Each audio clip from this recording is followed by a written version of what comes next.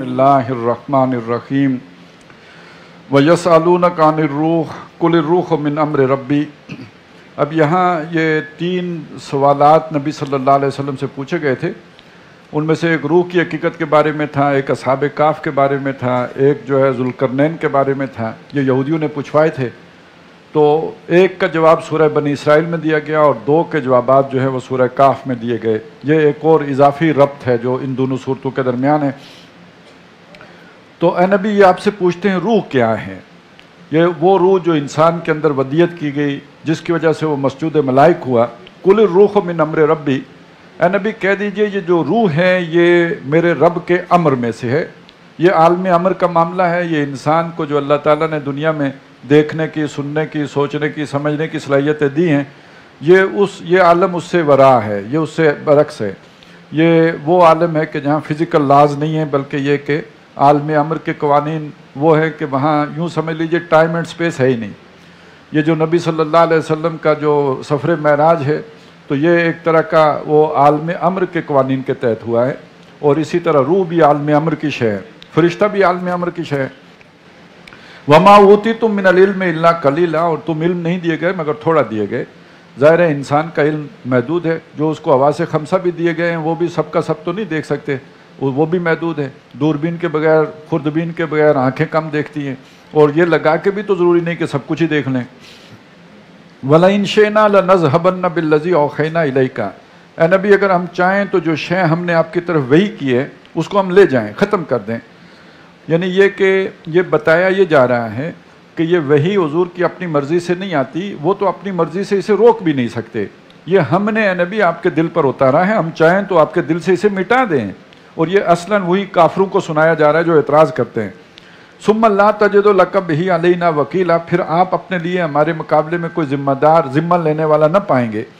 الا رحمۃ من ربک، مگر یہ آپ کے رب کی مہربانی ہے، رحمت ہے. سب سے بڑی رحمت کا مظہر یہ ہے کہ اس نے آپ پر یہ وحی بھیجی ہے. ان فضلہ کان علیک کبیرا، بے شک اس کا فضل آپ کے اوپر بہت بڑا ہے، بہت بڑا ہے. کل لئن اجتمعت الانس والجن علی ان یاتوا بمثل ھذا القرآن، اے نبی کہہ دیجئے اگر مجتمع ہو جائیں جن اور انس کہ وہ لے آئیں اس جیسا کوئی قرآن بنا کر، بمثل ھذا القرآن، اس قرآن جیسا کوئی قرآن، کوئی کتاب بنا کر لے جائیں، لا یاتون بمثلہ، وہ اس جیسا بنا کر نہیں لا سکتے. یہ وہ چیز ہے کہ جسے بعد میں اس سے بھی کم تر کر کے سورہ بقرہ میں کہا گیا ایک سورت بنا کے لے آؤ اگر تم بنا سکتے ہو تو. وَلَوْ بَعْضُهُمْ عَلَىٰ لِبَعْضٍ ظَهِيرًا، خواہ بعض کے مددگاری کیوں نہ ہو جائیں. وہاں پہ کہا وَدْعُوا شُهَدَاءَكُمْ، تم اپنے سارے مددگاروں کو بلا لو. یہاں کہا کہ ایک دوسرے کے یہ جن و انس مدد بھی کیوں نہ کریں.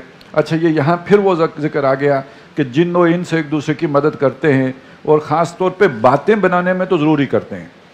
وہ جو ہم نے سورہ انعام میں پڑھا تھا کہ ہم نے جو نبی کے دشمن بنائے، کذالک جعلنا لکل نبی عدوا شیاطین الجن والانس، اور وہ کرتے کیا ہیں، یوخی بعضهم الی بعض، وہ بعض کی طرف وحی کرتے ہیں.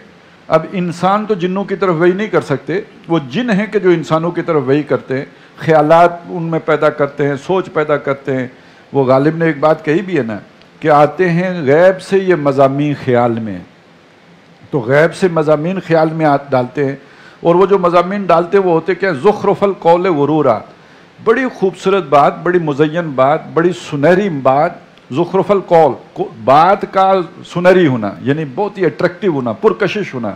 آدمی سن کے واہ واہ کیا کہا، خوب، مطلب اس کے دل سے نکلے، لیکن ہوتا دھوکہ ہے سارا، غرور، ٹوٹلی فراڈ، اور اس کی حقیقت کوئی بھی نہیں ہوتی، بس الفاظ ہوتے ہیں اور وہ ایک طرح کا دھوکہ اور جو دکھلاوا ہوتا ہے. تو وہ سارے جو ادیب قسم کے جنات ہیں اور شاعر قسم کے جنات ہیں جو لوگوں کے خیالوں میں بھی مضامین ڈالتے رہتے ہیں، وہ سب جمع ہو کے قرآن کے برابر کوئی شے لے کے آنا چاہیں تو نہیں لا سکتے. اچھا یہ جو بات میں نے عرض کی اس میں جمع کر لیں، جو حضور نے فرمایا کہ بعض بیان میں جادو ہوتا ہے. تو جادو ہے کیا؟ انسانوں اور جنوں کے باہمی رابطے سے جو ایک ڈھکوسلا بنتا ہے وہ جادو ہوتا ہے. جو لوگوں کے لیے فراڈ یا ڈھونگ رچاتے ہیں دونوں مل کے، وہ جادو ہوتا ہے.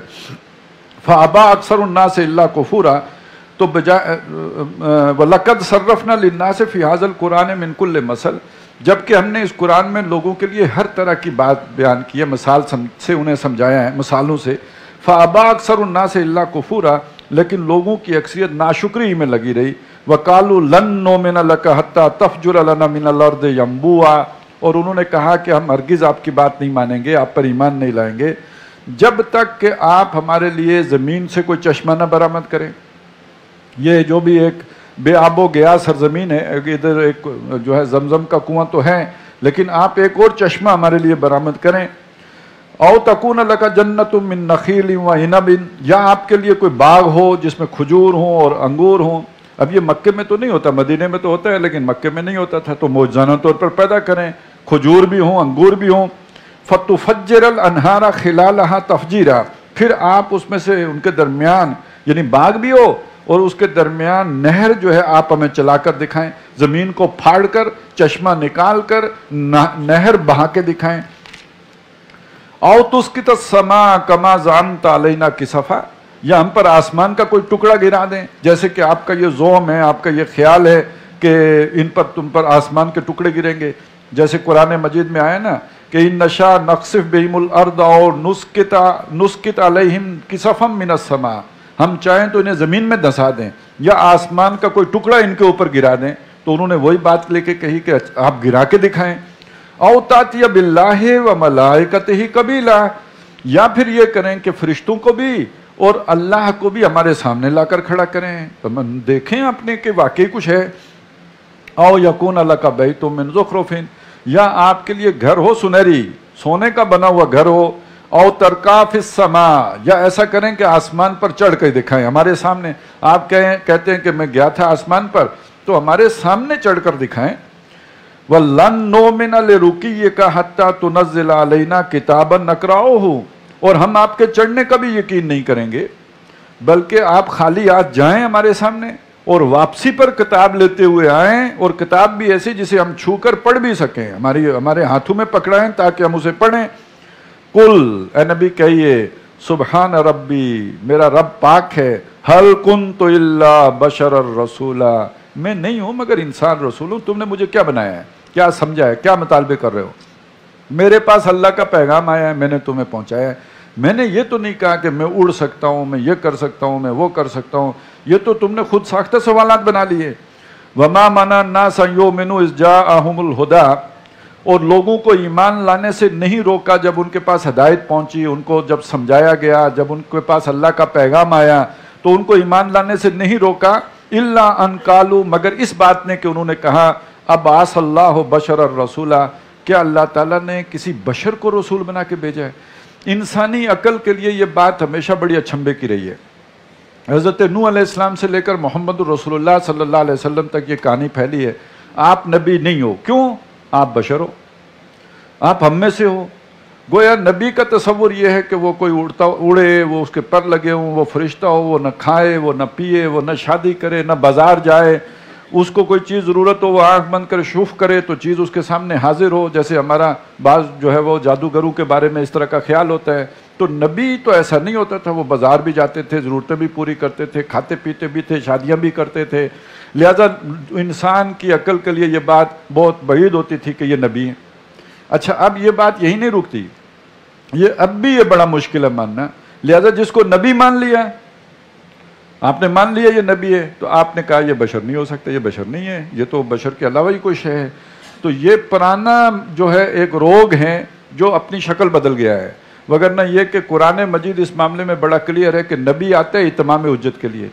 آپ پر حجت آ کے قائم اگر فرشتہ کرتا ہے جس نے نہ شادی کرنی ہے، جس نے نہ کھانا پینا کرنا ہے، جس نے نہ گھر بنانا ہے، تو بھئی میں نے تو گھر بھی بنانا ہے، میں نے تو بچے بھی پالنے ہیں، میں نے پیٹ کا تندور بھی، اس کی آگ بھی بجھانی ہے، تو میں تو کہہ سکتا ہوں اللہ یہ اس کی حجت میرے اوپر کیسے قائم ہو؟ یہ نمازیں پڑھتا ہے تو یہ پڑھ سکتا ہے، اس کا کوئی کام ہی نہیں ہے، تو میں کیسے پڑھوں؟ میں جہاد کرنے کیسے جاؤں؟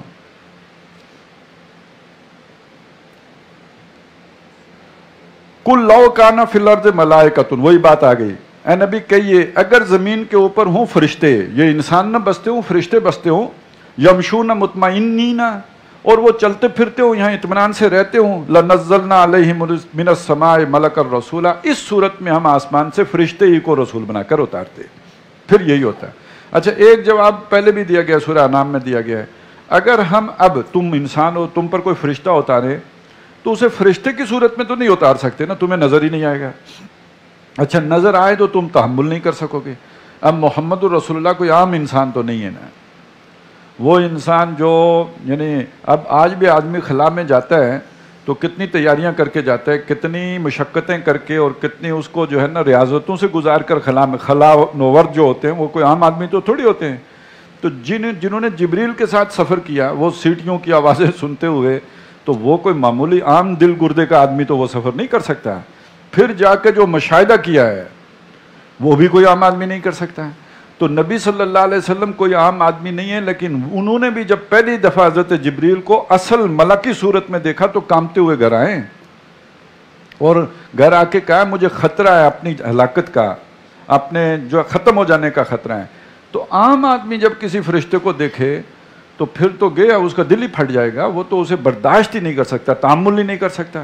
تو اب جب فرشتہ آئے گا تو اسے لازماً مجبوری ہوگی کہ انسان بنا کر بھیجے. جیسے حضرت مریم کے پاس جب فرشتہ آیا تو انسانی شکل میں آیا.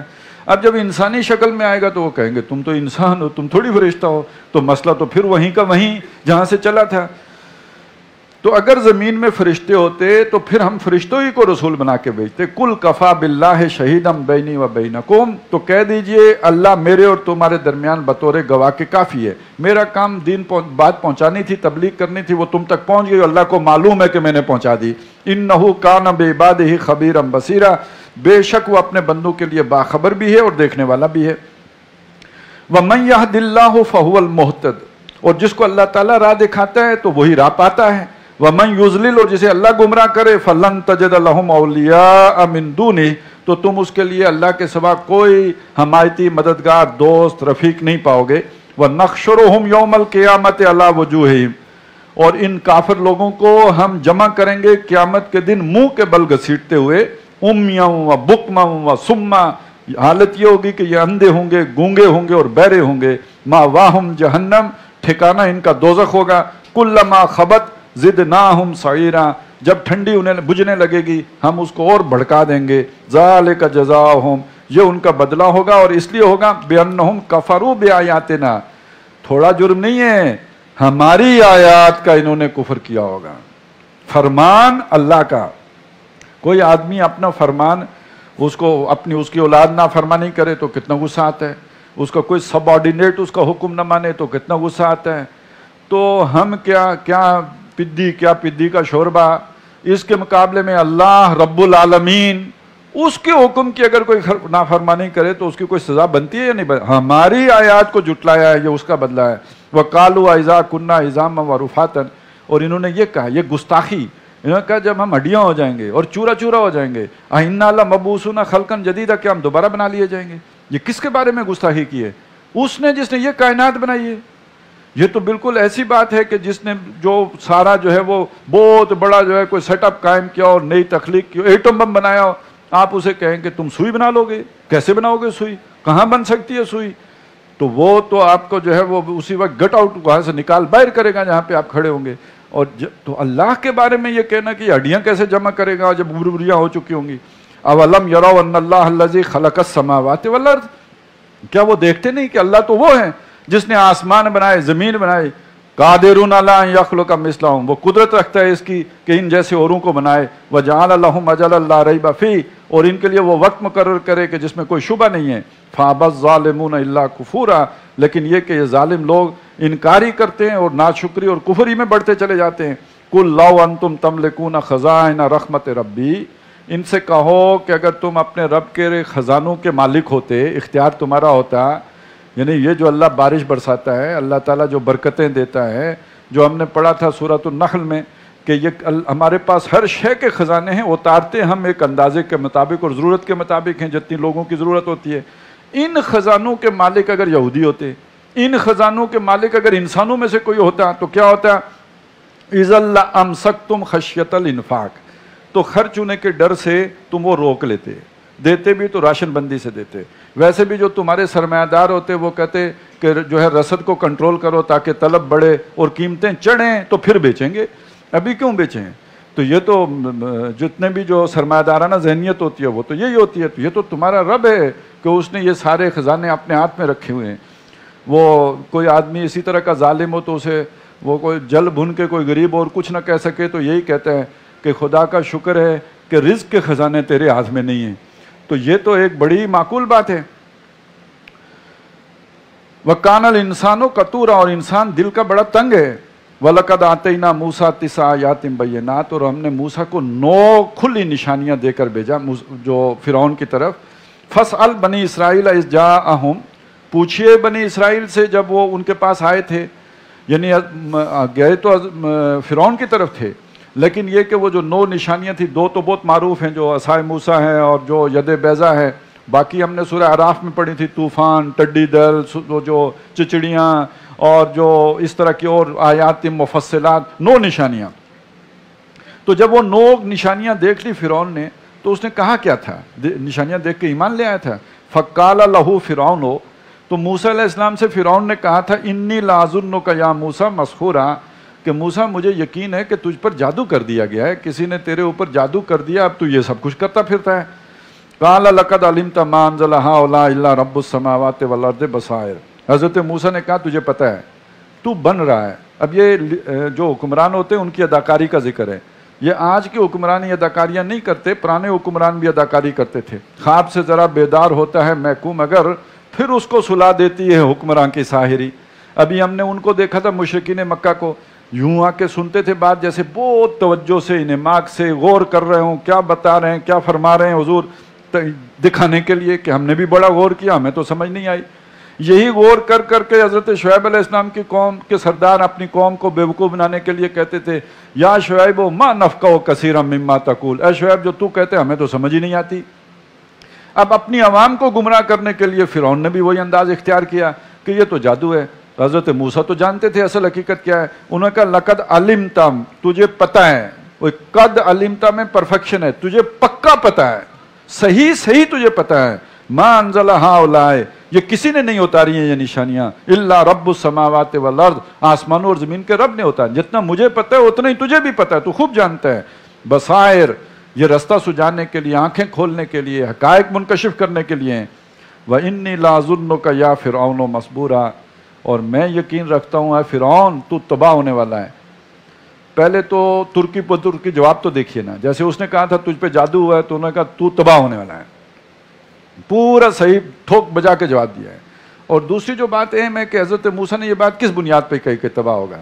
کوئی فرد، کوئی قوم جب اس کے اندر یہ کیفیت پیدا ہو جائے کہ وہ حق کو بجائے ماننے کے اس کا انکار کرے، یہ اس کی تباہی کے گھاٹ اترنے کی علامت ہے۔ یہ آج نہیں تو کل ختم ہونے آئے۔ یہ اب یہ انسان زمین کی پیٹھ کے اوپر گند ہے، خس و خاشاک ہے، یہ بس کوئی آندھی آئے گی اسے اکھاڑ کے لے جائے گی۔ تو پہلی انسان کو انسان بنانے والی شے اور اس کے اندر قوت اور طاقت پیدا کرنے والی شے قبولیت حق و اعتراف حق اور اعلان حق ہے۔ جو دبانا شروع کر دے، چھپانا شروع کر دے، یہ اس کی موت ہے، یہ اس کا خاتمہ ہے۔ تو اے فرعون تو مرے گا، تیرا زوال ہی ہوگا جو تو نے اس حق کا انکار کیا ہے۔ فَأَرَادَ أَن يَسْتَفِزَّهُم مِّنَ الْأَرْضِ، تو فرعون نے ارادہ کیا کہ حضرت موسیٰ کو زمین سے ڈگمگا دے، وہی فز، وہ بکری کے بچے کی جو نوزائیدہ ہوتا ہے۔ یہ لفظ آیا تھا پہلے حضور کے لیے کہ اب یہ قریش ارادہ کر رہے ہیں کہ حضور کو یہاں سے نکال دیں، یہ ارادہ پہلے فرعون نے کیا تھا، اور آج دنیا کے شیطان ارادہ کر رہے ہیں کہ وہ جو اصلی محمد رسول اللہ کے پیروکار ہیں انہیں کو مٹا دیں۔ جس کو کہتے ہیں نا دنیا کو شر پسندوں سے پاک کرنا ہے، تو ان کی نظر میں شر پسند کون ہے؟ شراب پینے والے، حرام کاریاں کرنے والے، حرامی بچے جننے والے شر پسند ہیں۔ ان کی نظر میں شر پسند وہ ہیں کہ جو ایک اپنی تہذیب، ایک اپنا تمدن، ایک کلمہ توحید پر اپنا ایک پورا جو ہے وہ نظام حیات رکھتے ہیں، وہ شر پسند ہیں۔ جو پردہ کرتے ہیں، جو حیا کا روش اختیار کرتے ہیں، جو محمد رسول اللہ کی سنت پہ چلتے ہیں، ان کے نظام کے لیے تو خطرہ اور شر وہ ہیں۔ جیسے فرعون کے لیے فسادی حضرت موسیٰ تھے، ان کے لیے فسادی یہ اللہ کے بندے ہیں۔ لہٰذا اس نے بھی ارادہ کیا ان کو ختم زمین سے نکالنے کا، یہی ارادہ مکے والوں نے کیا، یہی ارادہ آج کے شیطانوں کا ہے۔ تو جب اس نے یہ ارادہ کیا فَأَغْرَقْنَاهُ وَمَن مَّعَهُ جَمِيعًا، ہم نے اس کو بھی اور جو اس کے ساتھی تھے سب کے سب کو غرق کر دیا۔ وَقُلْنَا مِن بَعْدِهِ لِبَنِي اسرائیل، اور اس کے بعد ہم نے بنی اسرائیل سے کہا، دیکھیے شروع بھی بنی اسرائیل سے ہوا تھا، هُدًى لِبَنِي اسرائیل، یہ کتاب तौरात बनी इसराइल के लिए हिदायत थी। अब आखिरी रुकू में फिर बनी इसराइल की तारीख का एक जिक्र आ रहा है। वकुलना मिन बादिही लिबनी इसराइल, हमने इसके बाद बनी इसराइल से कहा उसकुनुल अर्ज़, जाओ ज़मीन में सुकूनत इख्तियार करो। और यहाँ अल अर्ज़ से मराद कौन सी ज़मीन है? वो जिधर लिनुरियहु मिन आयातिना अल्लज़ी बारकना खौलहु, सुब्हानल्लज़ी अस्रा बिअब्दिही लैलन मिनल मस्जिदिल हराम इलल मस्जिदिल अक़सा अल्लज़ी बारकना खौलहु, अर्ज़ मुक़द्दस, सरज़मीन फ़लस्तीन, जाओ उसमें आबाद हो जाओ। उसकुनुल अर्ज़, जाओ फ़लस्तीन में आबाद हो। फ़ैज़ा जा वादुल आखिरा, जब आखिरी वादे का वक्त आएगा, अब ये ज़मीन में ठहरो।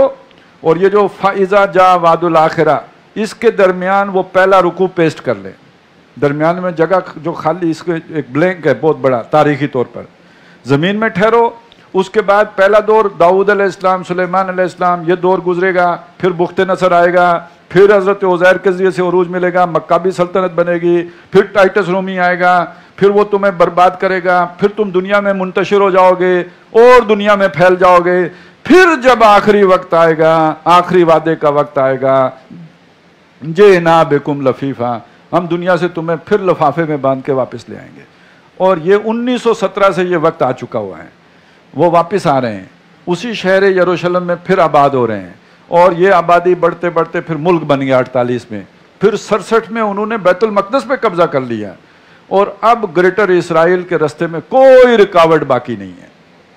सुबह बनाएं या शाम बनाएं, वो अमरीकी बेड़ा साहिब तशरीफ़ ले आया है।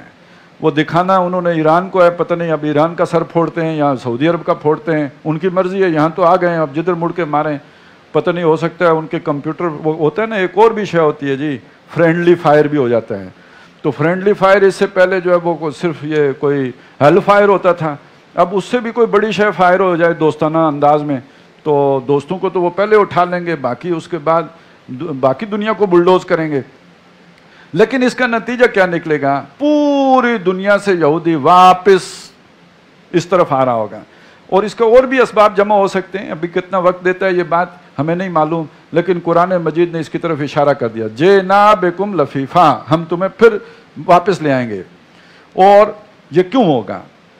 व बिल हक के अंज़लनाहु व बिल हक के नज़ल, मैं फिर पहले रुकू की तरफ आपको लेके जाऊंगा। असा रब्बुकुम अन यरहमकुम, तुम्हारा रब अब भी रहम करने के लिए तैयार है। व इन उद्तुम उदना, तुमने वही किया हम भी वही करेंगे। अब यहाँ पे भी देखिए तुम्हें वापस लाएगा। व बिल हक के अंज़लनाहु व बिल हक के नज़ल, तुमने इस कुरान का रद्द कर दिया, इसको नहीं माना, अल्लाह की इस नेमत का इनकार कर दिया, तो ये तो हमने हक के साथ उतारा और ये हक के साथ उतरा, यानी हमने उतारा भी और ऐसा ही हुआ। ये ताकीद के लिए है, जैसे ये ताकीद जो है वो सूरत तारिक में की गई है, इन्नहु लक़ौलुल फ़स्ल, ये बात पूरी थी। वमा हुवा बिल हज़्ल, ये यावागोई नहीं है, ये कलाम फैसल है, ये फैसला कुन किताब है। बिल हक के अंज़लनाहु व बिल हक के नज़ल, तो फैसला कुन होने का मतलब क्या है? मानने वाला ना मानने वाला बराबर होंगे, इसको इमाम बनाने वाला और इसको पीठ पीछे फेंकने वाला बराबर होंगे? नहीं। अगर लोग इसे मानेंगे नजात पाएंगे, नहीं मानेंगे तो लड़ के मरेंगे। उम्मत मुसलमान नहीं मानेगी, 72 फिरके बनेगी। नो इंसानी नहीं मानेगी, जंग अजीम अव्वल, जंग अजीम दोम, जंग अजीम सोम, ये तबाही, ये बर्बादी, ये सारा इस कुरान को ना मानने के नतीजे में होगा, क्योंकि ये है जो सीधी राह की तरफ रहनुमाई करने वाला है। इन्ना हाज़ल कुरान यहदी लिल्लती हिया अक़वम। अब अगर कोई इसको छोड़ दे तो तबाह भी ना हो, तो फिर ये हक के साथ तो नहीं उतराना, फिर ये फैसला कुन किताब तो ना हुई, फिर ये फैसला कुन आखिरती के लिए हुआ, दुनिया के लिए तो इसने कोई फैसला ही नहीं किया। तो ये तो बड़ी अहम किताब है, फैसला कुन किताब है, इसको मानना ना मानना बराबर नहीं हो सकता। मानोगे तो बचोगे, नहीं मानोगे तो तबाह होगे।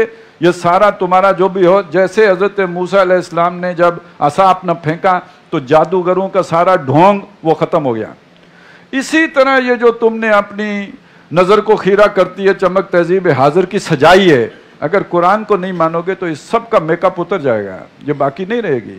ये सब जो है इसको एक वीरान जो है वो दुनिया में अल्लाह ताला तब्दील कर देगा। तुमने हमारी किताब को पीठ पीछे फेंका है। बिल हक के अंज़लनाहु व बिल हक के नज़ल वमा अरसलनाका इल्ला मुबश्शिरन व नज़ीरा। ए नबी, आपको तो हमने बशीर और ख़बरदार करने वाला बनाकर भेजा है। मान लें उनके लिए बिशारत, जो न माने उनको वार्न करना है, इस तबाह कुन अजाब से वार्न करना है। اچھا اب حضور سے اور آج تک کا کتنا وقت ہے؟ 1500 برس ہے نا، اتنا ہی وقت ہے نا، ہمیں بہت لگتا ہے۔ حضرت نوح علیہ السلام نے سب سے پہلے آ کے اپنی قوم سے کیا کہا تھا؟ ان انذر قومک من قبل ان یاتیہم عذاب علیم، دردناک عذاب آنے سے پہلے پہلے اس قوم کو خبردار کر دو۔ وہ دردناک عذاب 900 سال کے بعد آئے ہیں، تو کوئی اتنا بڑا وقت تو نہیں گزر گیا۔ یہ محمد الرسول اللہ کی امت ہے، 1500 برس تو اس کے ہو سکتے ہیں، ان کا 1 دن، ان کا 1.5 دن۔ تو اس اعتبار سے سمجھ لیجئے کہ اصل تو جو حضور صلی اللہ علیہ وسلم کی رسالت اور اس کا جو سب سے بڑا مظہر قرآن ہے، اس کو نہ ماننے کے نتیجے میں نوع انسانی جس عذاب سے ہمکنار ہونی ہے وہ 3rd ورلڈ وار کی شکل میں آنے والا ہے۔ تو آپ اس سے خوش، یہ جو مان لیں ان کے لیے نجات ہے، ریپچر ان کے لیے ہے، وہ جو عیسائیوں کا عقیدہ ہے۔ نجات کون پائے گا؟ جو آسمان پہ چڑھ جائے گا، آسمان پہ تو کوئی نہیں چڑھے گا۔ نجات اس کو اللہ تعالیٰ معجزانہ طور پر دے گا جو قرآن سے جڑے گا، اور جو نہیں جڑے گا وہ مٹا دیا جائے گا، وہ ختم ہو جائے گا۔ یہ بالحق کے انزلنا اور بالحق کے نزل کا لازمی نتیجہ ہے۔ وَقُرْآنًا فَرَقْنَاهُ لِتَقْرَأَهُ، اور یہ قرآن ہے جس کو ہم نے وقفے وقفے سے ٹکڑوں میں اتارا ہے تاکہ آپ اسے پڑھیں علی الناس علی مقسن، لوگوں کے اوپر وقفے وقفے سے، یعنی جیسے جیسے حالات پیش آئیں حضور صلی اللہ علیہ وسلم کی زندگی میں، پرانے حالات انہی کا ایک جو ہے وہ جیسے تاریخ اپنے آپ کو دہراتی ہے، تو یہی کچھ تو حضرت موسیٰ پہ بیتا، یہی کچھ تو حضرت نوح پہ بیتا، تو وہ واقعات لا کے ہم سناتے جائیں، اس سے لوگوں کو حوصلہ ملے، تقویت ملے، اور کوئی نیا تبصرہ کرنا ہو تو وہ بھی کر دیں۔ وَنَزَّلْنَاهُ تَنزِيلًا، اور اس قرآن کو ہم نے یکبارگی نہیں اتارا بلکہ ٹھہر ٹھہر کر وقفوں سے بصورت تنزیل اتارا ہے۔ قُلْ آمِنُوا بِهِ أَوْ لَا تُؤْمِنُوا، یہ تمہارا اختیار ہے، تم اس پر ایمان لاؤ یا اس پر ایمان نہ لاؤ۔ ان الذین اوتوا العلم من قبلہ، بے شک وہ لوگ جنہیں اس سے پہلے علم دیا گیا، مراد ہے وہ نصارہ ہوں یا یہود ہوں۔ اذا یتلی علیہم، جب یہ قرآن ان پر پڑھا جاتا ہے۔ اب ذرا ذہن میں رکھیے یہ ابھی مکی دور ہے، اب یہودیوں سے براہ راست کنفرنٹریشن نہیں ہوئی ہے، تو ابھی اس طرح کی زدم زدہ کی کیفیت نہیں ہے جو بعد میں ہمیں مدنی صورتیں جو ہم نے پہلے پڑھ لی ان میں نظر آتی ہے۔ اب کوئی بھی اللہ کا جو بھی کتاب کے ساتھ منسلک آدمی ہے، اس کے سامنے جب قرآن کی آیتیں پڑھی جاتی ہوں، جو اللہ پر ایمان رکھتا ہے، آخرت پر ایمان رکھتا ہے، تو اس کی جو کیفیت ہوتی ہوگی ابتداً اس کا ذکر یہاں پہ آ رہا ہے۔ جب ان اہل کتاب کے سامنے ہماری آیتیں پڑھی گئیں، اس کی آیتیں پڑھی گئیں، یخرون للاذقان سجدا، وہ اپنی ٹھوڑیوں کے بل گرتے ہیں سجدے میں۔ وجہ سمجھ لیجئے، نبی صلی اللہ علیہ وسلم بچپن میں شام کا سفر کرتے ہیں، راہب نے پہچان لیا یہ آخری نبی ہے، تو یہ آیتیں پڑھتے ہوئے لوگوں کو سمجھ نہیں آتی ہوں گی کہ یہی تو وہ خوشخبریاں تھیں جو ہماری کتابوں میں موجود ہیں۔ یجدونہ مکتوبا عندہم فی التوراۃ والانجیل، لکھا ہوا پائیں گے اسے تورات میں بھی اور انجیل میں بھی۔ تو قرآن کی آیتیں پڑھتے ہوئے اور منتظر تھے کہ وہ آخری نبی کب آئے گا، جیسے آج ہم منتظر ہوں کہ حضرت مسیح آئیں یا منتظر ہوں کہ حضرت مہدی آئیں، تو اس طرح منتظر تھے کہ کب آخری نبی آئے گا۔ تو اب جب یہ آیتیں ان کے سامنے پڑھی جاتی تھیں تو وہ اللہ کی خشیت سے، اللہ کی جو ان کو معرفت حاصل ہوتی تھی، ان آیتوں کی عظمت سے گڑ گڑاتے ہوئے ٹھوڑیوں کے بل، اب یہ ٹھوڑیوں کے بل یعنی ایسی بے ساختگی کے ساتھ گرتے تھے کہ گویا پیشانی لگنے سے پہلے ٹھوڑی لگتی تھی۔ وَيَقُولُونَ سُبْحَانَ رَبِّنَا إِنْ كَانَ وَعْدُ رَبِّنَا لَمَفْعُولًا، اور یہ کہتے ہیں ہمارا رب پاک ہے، بے شک ہمارے رب کا وعدہ پورا ہونے والا ہے۔ وہ جو آخری نبی کی پیشن گوئیاں تھیں وہ پوری ہو گئیں، ہمارے رب کا وعدہ پورے ہونے والا ہے۔ وَيَخِرُّونَ لِلْأَذْقَانِ، اور وہ گرتے ہیں ٹھوڑیوں پر، وَيَبْكُونَ، اور وہ اس حالت میں کہ وہ رو رہے ہوتے ہیں۔ اب ذرا ایک بات کو سوچئے گا، یہ کیفیات کن کی ہیں؟ یہ کیفیات انہی کی ہیں جن کے بارے میں ہم پڑھ آئے ہیں کہ ضُرِبَتْ عَلَيْهِمُ الذِّلَّةُ وَالْمَسْكَنَةُ، انہی کی ہیں جن کے بارے میں کہا فَبَاءُوا بِغَضَبٍ مِّنَ اللَّهِ، اللہ کا غضب کما کے لوٹے۔ انہی کی ہیں کہ جو وَإِذَا خَلَوْا إِلَىٰ شَيَاطِینِهِمْ، جب اپنے شیطانوں کے ساتھ خلوت میں ہوتے ہیں۔ یہ کیفیات کس شے نے تبدیل کی؟ جو ہم نے پچھلی صورت میں کل پڑھا تھا کہ ایک معاہدہ اللہ کے ساتھ ہے، اور ایک وہ کیا معاہدہ ہے؟ اوفو بالعقود، جس کا ذکر سورہ مائدہ میں آیا ہے، اور اوفو بالعہد، اپنا عہد پورا کرو جو تم نے اللہ سے کیا ہے، میثاق، اس کا میثاق پورا کرو۔ اب اس کے نتیجے میں ایک گروہ بنتا ہے، ایک جماعت بنتی ہے، ایک طبقہ وجود میں آتا ہے، جیسے بنی اسرائیل وجود میں آ گئے۔ یہ پھر خود ایک معاہدہ اور ایک کانٹریکٹ بن جاتا ہے۔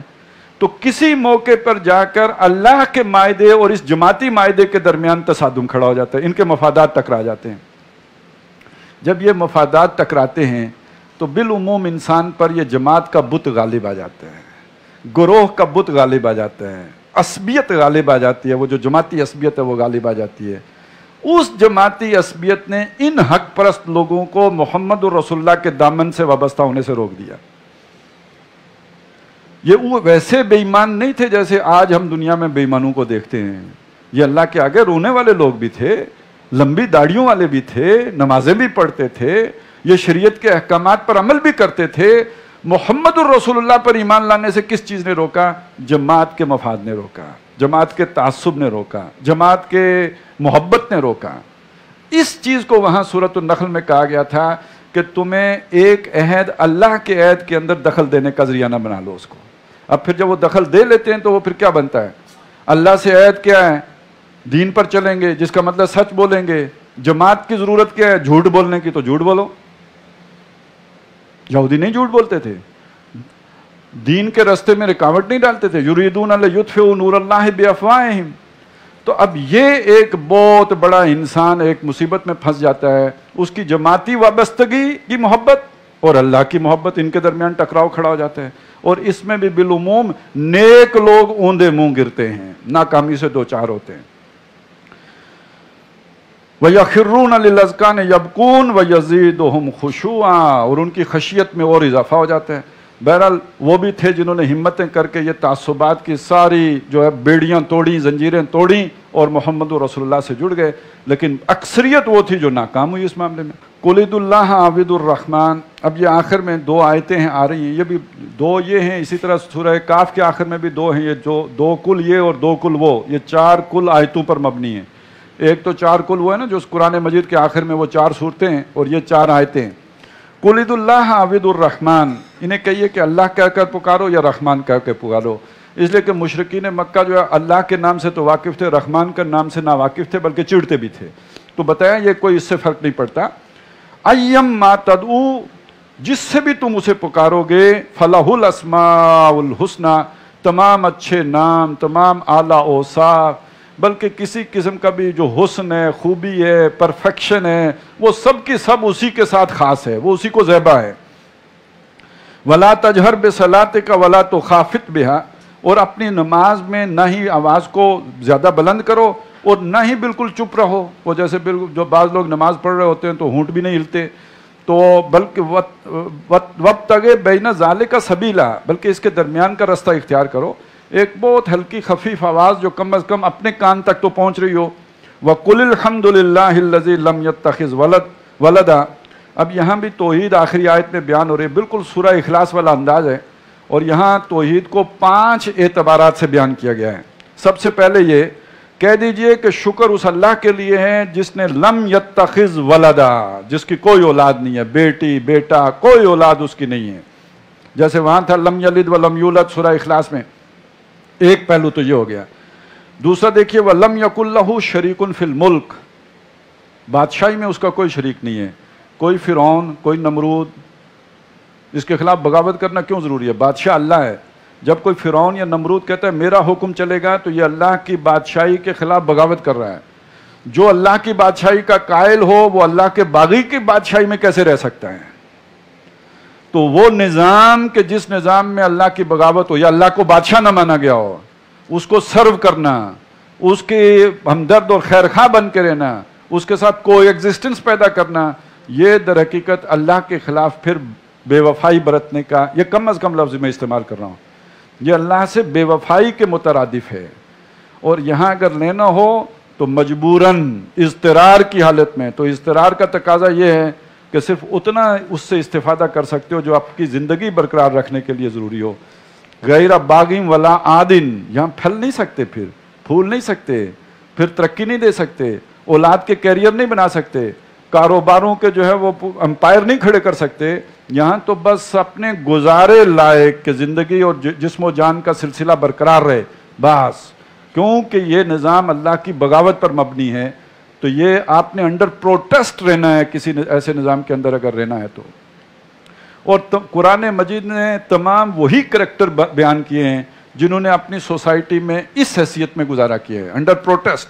आगे असहाबे काफ का जिक्र आ रहा है, उनका भी यही मसला था।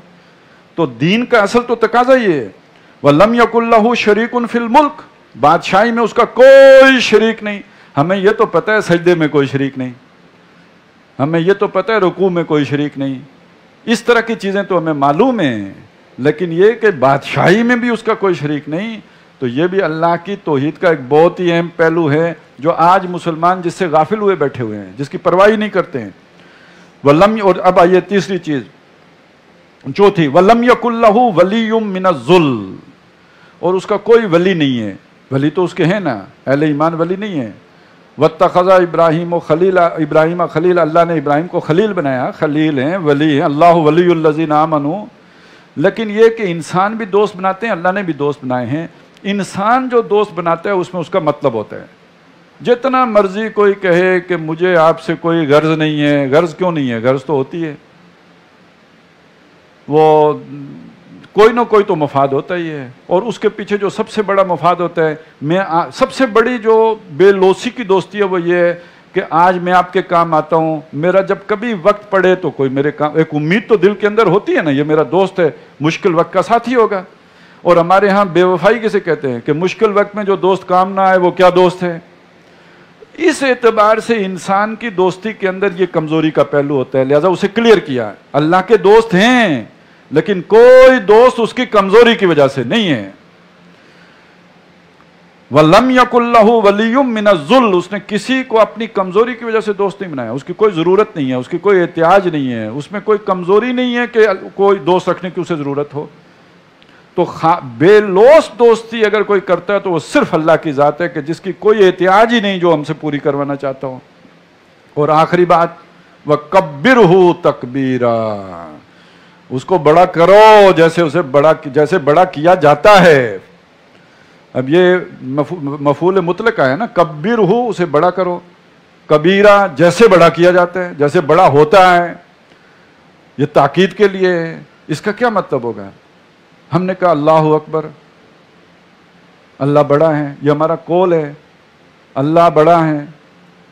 अल्लाह ने कहा पर्दा करो, बीवी ने कहा फलाना नाराज हो जाएगा, हमने कहा चलें ठीक है अल्लाह को राजी कर लेंगे उसके बगैर ही, तो फिर बड़ा अल्लाह है कि बड़ी बीवी है? तकरीर सुनी, वाज सुना, कुरान सुना, उसमें आ गई ये बात, ऊपर की आमदनी खाना मना है, फैसला करके गया अल्लाह का हुक्म है आराम नहीं कमाना है, घर जाके बताया, उन्होंने कहा फिर पराठे नहीं पकनगे, तो उन्होंने कहा चले ठीक है आपकी सुन लेते हैं, तो बड़ा कौन है? इसी तरह कल चले बीवी ने मान लिया, वो साथ हो गई, लेकिन ये कि अब ससुराली नहीं मान रहे, बरादरी वाले नहीं मान रहे, भाई बंद नहीं मान रहे, उनके आगे लेट गए, तो बड़ा कौन है? और जिस मुल्क में रहते हैं वहां बड़ा कोई और है, तो फिर अल्लाह किधर बड़ा है? तो बड़ा करो जैसे बड़ा किया जाता है। सबसे पहले अपने नफ्स के मुकाबले में उसे बड़ा करो, उसके बाद अपने माशरे में उसकी बड़ाई मनवाओ, और सबसे बढ़कर उसकी हुकूमत कायम करो, उसकी बादशाही कायम करो, तब बड़ा होगा ना। ये सामने हो तो या वुस्सत अफलाक में तकबीर मुसलसल, या खाक की आगोश में तस्बीह और मनाजात का फ़र्क समझ में आएगा। वकब्बिरहु तकबीर, ये तौहीद कामिल तब होगी, हम वैसे ही मुआहिद बने फिरते हैं, असल तौहीद के अमली तकाजे तो ये हैं। बिस्मिल्लाहिर्रहमानिर्रहीम, अल्हम्दुलिल्लाहिल्लज़ी अंज़ला अला अब्दिहिल किताब व लम यजअल लहू इवजा। अब ये देखिए कि आखिरी जो आयत थी सूरह बनी इसराइल की, उसमें यह हुक्म था कि वकुलिल हम्दुलिल्लाह, कहिए कुल शुक्र कुल तारीफ अल्लाह के लिए है। सूरह काफ का आगाज ही इसी से हो रहा है, अल्हम्दुलिल्लाह, तो गोया उसका इम्तिसाल अम्र इस सूरह मुबारक में हो रहा है। कुल शुक्र तारीफ उस अल्लाह के लिए है, अल्लज़ी अंज़ला अला अब्दिहिल किताब, जिसने उतारी अपने बंदे पर किताब। कौन सी किताब? बिल हक़ अंज़लनाहु व बिल हक़ नज़ल, वो किताब के जो फैसला करने वाली है, इन्नहु लक़ौलुन फ़स्ल, वो किताब।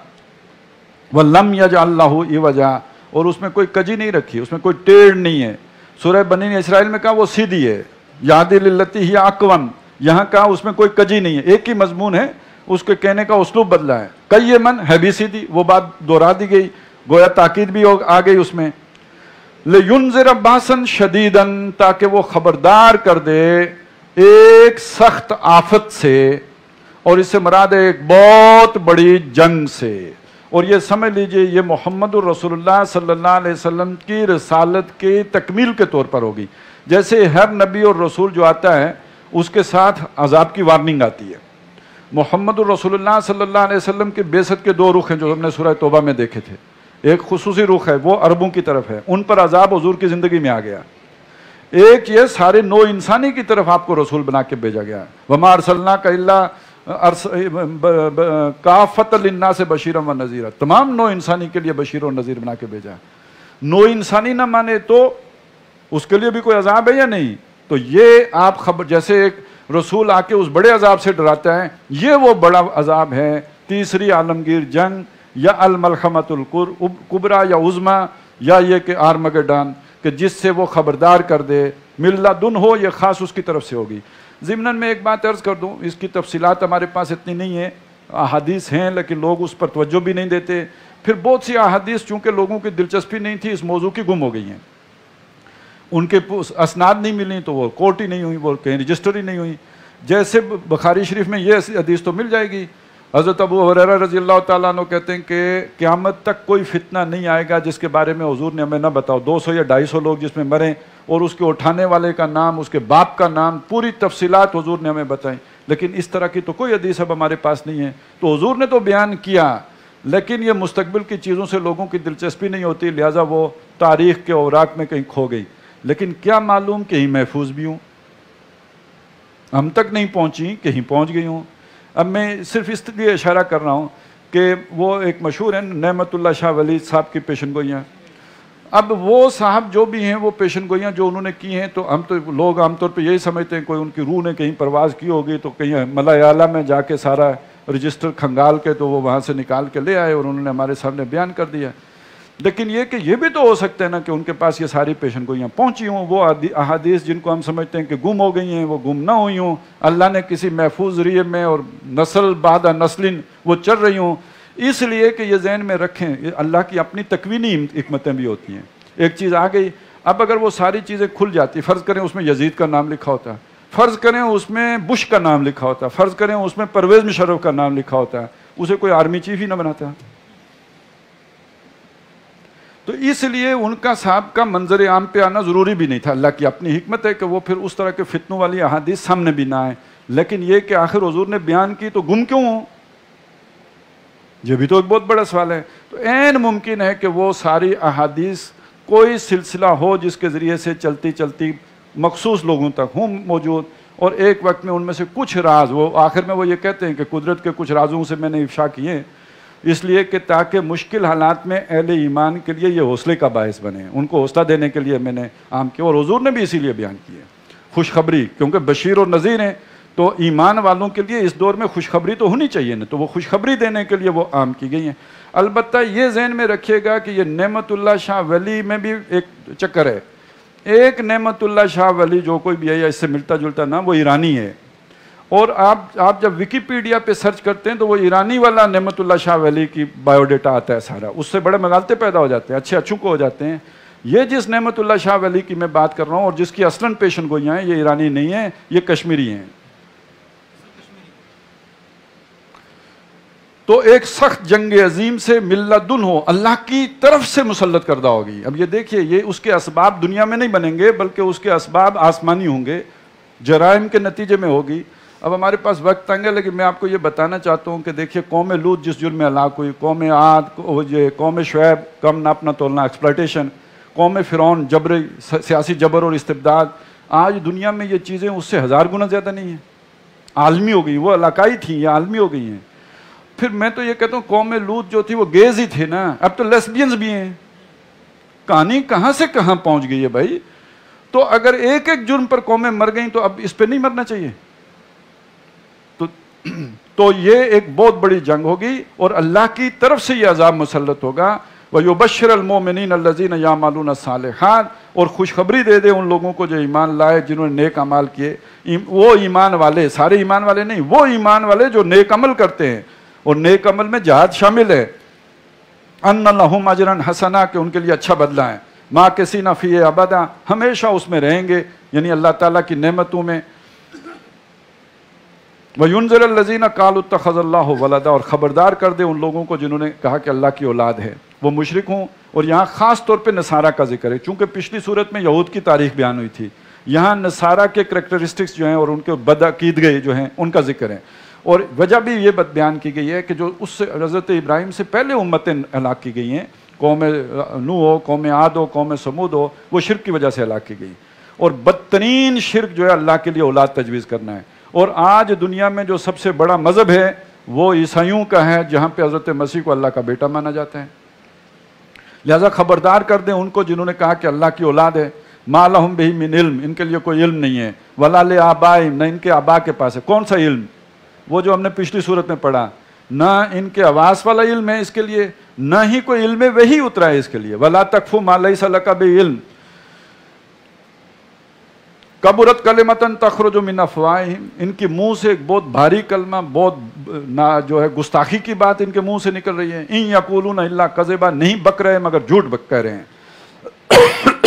فلعلک باخع نفسک علی آثارہم، تو اے نبی اندیشہ ہے کہ ان کے آثار پر، اب آثار کا مطلب یہ ہے کہ ان کے اس غلط عقیدے کے جو نتائج نکلیں گے، اثر پڑیں گے، جو اثرات پڑیں گے اس کی وجہ. آثار وہ آثار قدیمہ والے نہ سمجھیے، آثار کا مطلب ہے جو اثر پڑتا ہے، اس کی جمع آثار.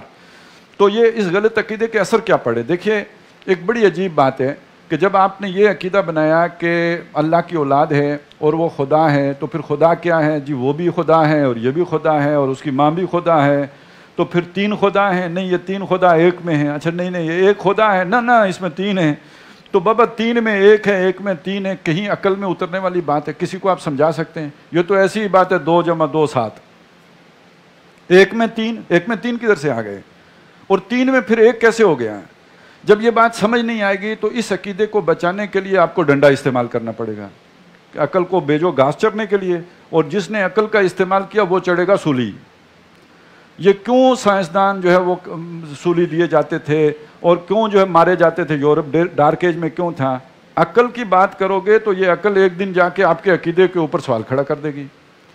اب جب اسلام آیا تو اس نے تو سارا اٹھایا ہی عقل کو کہ کھول آنکھ، زمین دیکھ، فلک دیکھ، فضا دیکھ، مشرق سے ابھرتے ہوئے سورج کو ذرا دیکھ. تو وہ جو پیاسے تھے جن کو اتنی عرصہ دور رکھا گیا تھا، ان کے لیے یہ معقولات جو تھیں بہت ہی پسندیدہ باتیں ہوئیں. لہٰذا یورپ سے لوگوں نے اسلام نہ سمجھے بلکہ اسلام کے اس علم کو سیکھنے کی جستجو شروع کر دی. نتیجہ یہ نکلا کہ ان کی وہ پیاس بجھی اور انہوں نے اپنے ملک کے اندر جب اس کے رواج دینے کی کوشش کی تو چرچ نے اس کا رد عمل ظاہر کیا. پھر ان کا ٹکراؤ ہوا. یہ تاریخ کا ایک لمبا جو ہے وہ سفر ہے. بہرحال وہ منتج کس چیز پہ ہوا؟ وہ منتج ہوا جا کے جسے آپ رینائنسنس موومنٹ کہتے ہیں، جس کے نتیجے سے پروٹیسٹنٹ تحریک اٹھی ہے. اس نے مذہب کی ایسی کی تیسی پھیر دی ہے. یہ اگر مذہب ہے تو جائے باڑ میں، یہ اگر خدا ہے تو ہمیں نہیں چاہیے.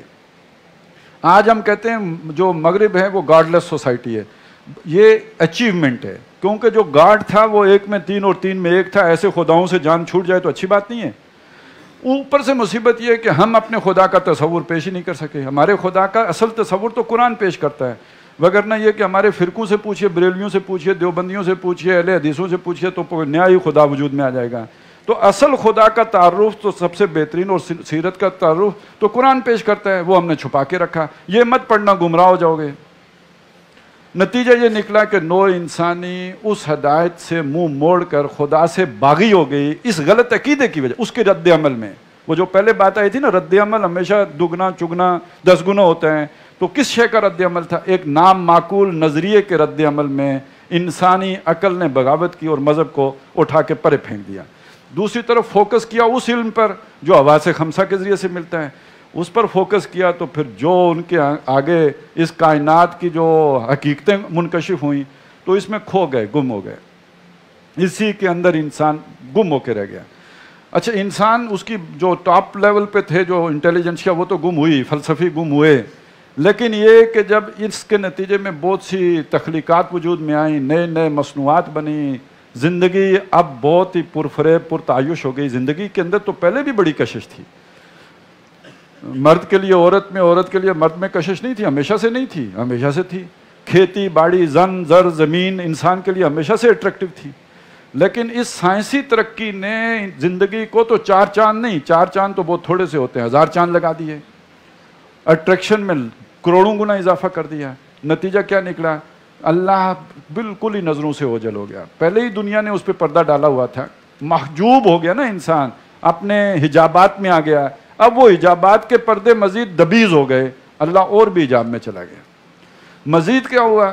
یہ دنیا بنانے کے لیے محنت زیادہ کرنی پڑے گی۔ دیکھیے صحابہ کے دور میں زیادہ سے زیادہ جنگل سے لکڑیاں کاٹ کے لانی ہے نا، آج گیس کا بل ہے، آج بجلی کا بل ہے، آج ٹیلی فون کا بل ہے، آج نیٹ کے چارجز ہیں، ٹھیک ہے نا، یہ پیکیج ہیں آپ نے مختلف کرائے ہوئے ہیں، اس کے بغیر آپ کا گزارا ہی نہیں ہے، تو یہ سارا کمانا بھی تو پڑے گا نا۔ یہ صوفے ہیں، یہ لگژریز ہیں، یہ ایئر کنڈیشن ہیں، یہ مفت تو نہیں ملتے نا، اس کے لیے کھپنا پڑتا ہے۔ کھپنے کا نام ہے اپنی دنیا گم کرنی، دنیا میں گم ہونا پڑتا ہے، جس کو قرآن کہتا ہے الذین ضل سعیہم فی الحیاۃ الدنیا۔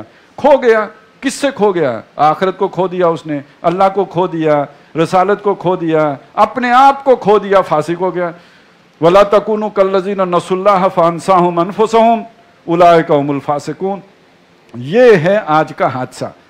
تو گویا یہ اللہ نے کائنات بنائی تھی، امتحان لینے کے لیے بنائی تھی کہ اس میں کھوتے ہو یا میری طرف آتے ہو، اور اس امتحان میں کروڑوں گنا اضافہ کر دیا سائنس اور ٹیکنالوجی نے کہ اس کی چکا جوند اور بڑھ گئی، ہم اسی میں کھو کے رہ گئے۔ میں سوچ رہا تھا وہ دیکھیں نا، وہ باہر وہ ایک لائٹ لگی ہوئی ہے، مچھر آتے ہیں بیچارے ہمارا خون چوسنے کے لیے، وہ ادھر اٹریکٹ ہو کے ادھر خود ہی مر جاتے ہیں۔ بس ہمارے ساتھ یہ وہ والی لائٹ دنیا میں لگا دی گئی ہے۔ ہم آتے ہیں کسی اور مقصد کے لیے آئے تھے، اور کھو کے کسی اور کام میں اپنی زندگی ادھر ہی اجیرن کر کے گم کر کے مچھروں والا اثر ہے۔ ہم ان کی بیوقوفی کو تو ہنس سکتے ہیں، بلکہ انہیں اتنا بیوقوف سمجھتے ہیں کہ ہنستے بھی نہیں ہیں، لیکن یہ کہ اپنی بیوقوفی کا ہمیں پتہ ہی نہیں ہے، ایسے ہی ٹریپ میں پھنسا لیے گئے ہیں۔ تو اب یہ اس کا ذکر ہے کہ یہ پھر اس کا نتیجہ کیا نکلے گا؟ نو انسانی تباہ، نو انسانی برباد، اور اس کے نتیجے میں جو کانفلکٹ آئے گا، جو فرکشن کریٹ ہوگی، اس سے پھر جو بڑی ہلاکت اور تباہی اور بربادی آئے گی، اے نبی اس کے آثار پر، اس کے نتائج پر، اس کی تباہ کاریوں کا آپ اس پر اپنا جان گھول رہیں گے۔ آپ رحمت للعالمین ہیں، تو جو آپ کے جو بھی یہ امت ہے اس پر جو یہ سارے معاملات آنے ہیں اور نو انسانی پر جو کیفیات آنی ہیں، اس غم میں اپنی جان گھول لیں گے۔ اِن لَمْ يُؤْمِنُوا بِهَٰذَا الْحَدِيثِ، اگر یہ اس قرآن پر ایمان نہ لائے۔ اب دیکھیے پھر اصل ڈیسائسو چیز کیا ہے؟ قرآن کو مان لیں گے اس تباہی سے بچ جائیں گے، قرآن کو نہیں مانیں گے اس تباہی سے دو چار ہوں گے۔ اسفاً، آپ افسوس کے مارے آپ اپنے آپ کو گھول لیں گے۔ اِنَّا جَعَلْنَا مَا عَلَى الْأَرْضِ زِینَةً لَهَا، یہ زمین کے اوپر جو کچھ بھی ہے اس کو ہم نے زینت بخشی ہے، رونق بخشی ہے۔ اب ہم اسے اضافہ کر لیں، جو مزید بخشی گئی ہے، چونکہ انسان کی عقل تیز ہو گئی تھی نا، وہ پرانی چیزوں پر نہیں مرتا تھا، تو اور اللہ نے اس کو زینت دے دی تاکہ امتحان کی شدت وہی رہے جو پرانی تھی۔ تو اس زمین کو ہم نے زینت دی، لِنَبْلُوَهُمْ أَيُّهُمْ أَحْسَنُ عَمَلًا، تاکہ ان انسانوں کو آزمائے ان میں سے اچھا عمل کون کرتا ہے۔ آزمائش بس اتنی سی ہے، زیب و زینت دنیا پہ مرتے ہو یا اس کو سمجھ کر اس کی حقیقت پا کر اللہ کی طرف مڑتے ہو۔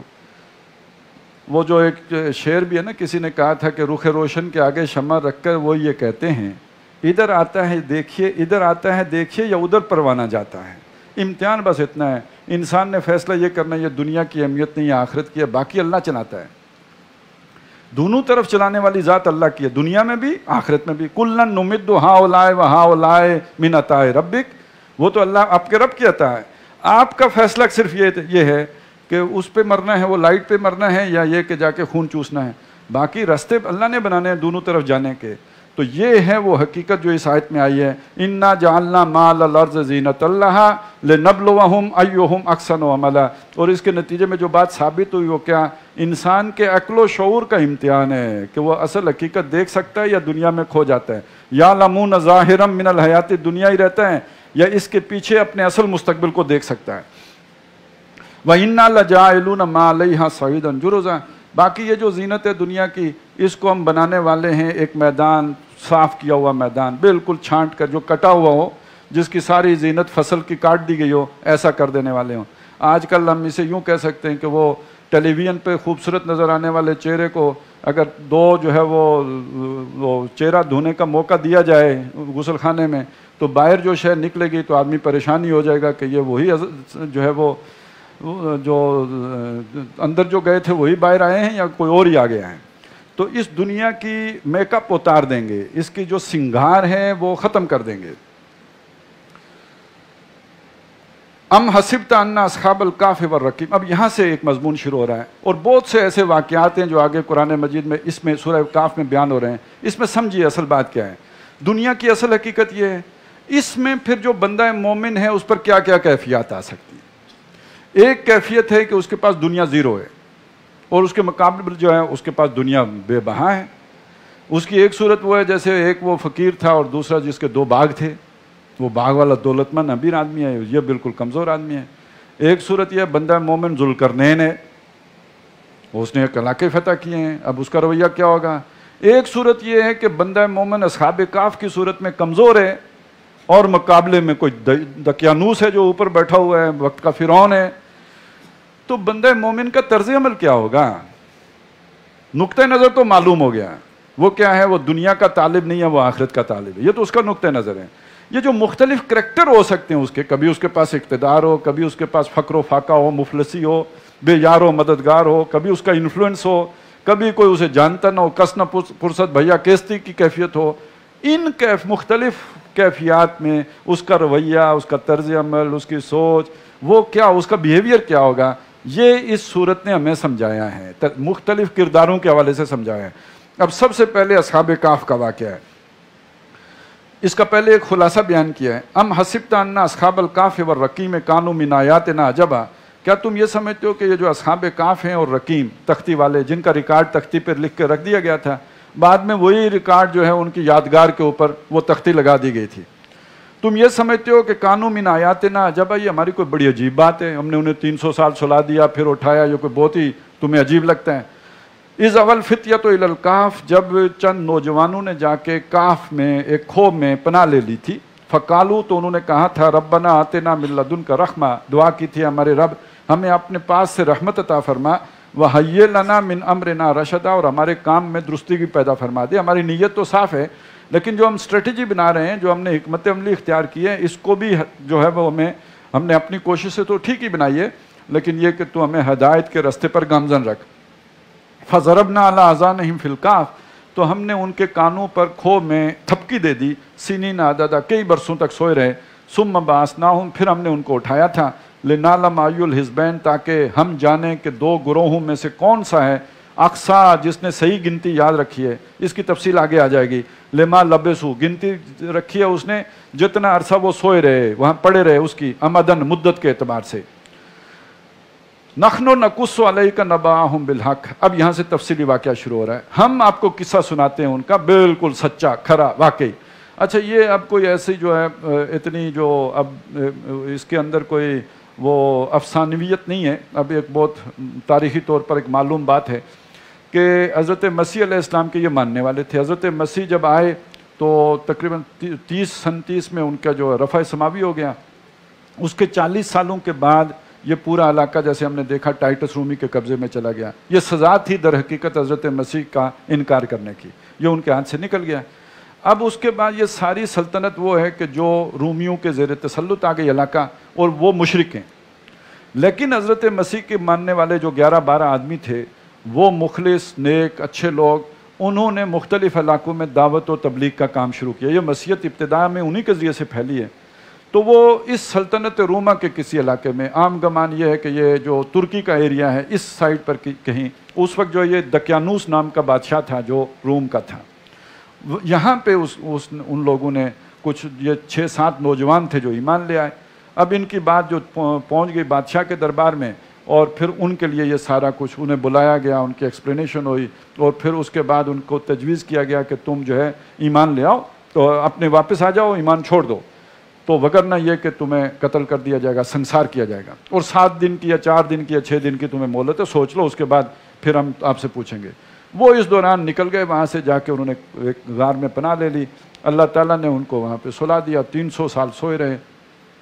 اب یہ تقریباً سن 150 کا واقعہ ہے جب یہ جا کے سوئے تھے، 450 میں اٹھے ہیں، اور اس دوران دنیا میں کیا انقلاب آیا ہے کہ سن 300 میں پوری سلطنت روما جو ہے وہ عیسائی ہو گئی ہے۔ تو یہ جب اٹھے ہیں تو یہ وہ موقع تھا کہ جب وہاں کوئی بحث ہو رہی تھی کہ اللہ تعالیٰ بعد سے بعد الموت کیسے کرے گا، مرنے کے بعد جلائے گا کیسے، تو یہ ایک نشانی بن گئے، اس بحث کا بھی حل ہو گیا کہ اللہ تعالیٰ کے لیے تو ایسا کچھ بھی کرنا مشکل نہیں ہے. نحن نقص علیک نبأہم بالحق انہم فتیۃ آمنوا بربہم. اب یہ کریکٹر سمجھے, آپ کمزور ہیں, آپ کا کوئی والی وارث نہیں ہے, موت آپ کو سامنے نظر آ رہی ہے, پیشی آپ کی بادشاہ کے دربار میں ہے. آج تو تھانے دار کے سامنے ہی لوگ معافی لکھ کے واپس آ جاتے ہیں نا, یہ ذرا بادشاہ کے سامنے ہے. انہم فتیۃ, وہ نوجوان تھے, آمنوا بربہم, ایمان لے آئے تھے اپنے رب پر, وزدناہم ہدا, اور ہم نے ان کی ہدایت میں اضافہ کر دیا تھا, ہدایت بڑھا دی تھی ہم نے ان کی. ہدایت کسے کہتے ہیں یہاں سمجھ آ جائے گی. ہدایت کم ہو تو بندہ کہتا ہے میں مجبور, خیر ہے اللہ بچائیں, میں جو ہے جھوٹ بول کے جان بچاتا ہوں. ہدایت زیادہ ہو تو پھر بندے کا رویہ یہ ہوتا ہے, وَرَبَطْنَا عَلَىٰ قُلُوبِهِمْ, ہم نے ان کے دلوں کو مربوط کر دیا, یعنی مضبوط کر دیا. اس کاموں جب وہ کھڑے ہوئے, کہاں, بادشاہ کے دربار میں کھڑے ہوئے, فَقَالُوا, تو انہوں نے کہا, رَبُّنَا رَبُّ السَّمَاوَاتِ وَالْأَرْضِ, ہمارا رب وہ ہے جو آسمانوں اور زمین کا رب ہے. لَن نَدْعُوَ مِن دُونِهِ إِلَٰهًا, ہم ہرگز اس کے سوا کسی معبود کو نہیں پکاریں گے. اب بظاہر بادشاہ کے دربار میں یہ بڑا گستاخانہ کلام ہے. وہ اتنا کہتے نا کہ ہم نے مانا ہے ایک رب کو, وہ آسمانوں کا بھی ہے زمین کا بھی ہے, تو ہم تو یہ سمجھتے ہیں, ہو سکتا ہے آپ کی بات صحیح ہو, لیکن یہ کہ ہم بھی, ہمارا یقین یہ ہے, تو آپ کو آپ کی رائے رکھنے کا حق ہے, ہمیں ہماری رائے رکھنے کا حق ہے. تو کافی یہ ایک مہذب آدمی کی گفتگو تو اسی طرح ہوتی ہے. لیکن انہوں نے یہ انداز نہیں اختیار کیا. اچھا یہ والا انداز اختیار کرتے تو اللہ تعالیٰ نے ہمیں بھی نہیں بتانا تھا کہ میرے کوئی عاشق تھے جنہوں نے یہ انداز اختیار کیا تھا. تو یہ مصلحت بھی جو ہوتے ہیں, اس سے تو بندہ شراب پی کے سچ بول لے تو اچھا ہے. بلکہ کہا بھی ہے نا کسی نے کہ فقیہ مصلحت بھی سے وہ رندے بادہ خار اچھا. نکل جاتی ہو سچی بات جس کے منہ سے مستی میں, فقیہ مصلحت بھی سے وہ رندے بادہ خار اچھا. تو اللہ نے ان کا ذکر ہمارے سامنے کیوں کیا؟ یہ سچے تھے, کھرے تھے, بات کو مثبت اسلوب میں بھی کہا, منفی اسلوب میں بھی کہا. انہوں نے کہا کہ لن ندعو من دونہ الہا, ہم اس کے سوا ہرگز کسی خدا کو نہیں مانیں گے, کسی الہ کو نہیں مانیں گے, یعنی کسی حاکم کو نہیں مانیں گے, یعنی تمہیں نہیں مانیں گے.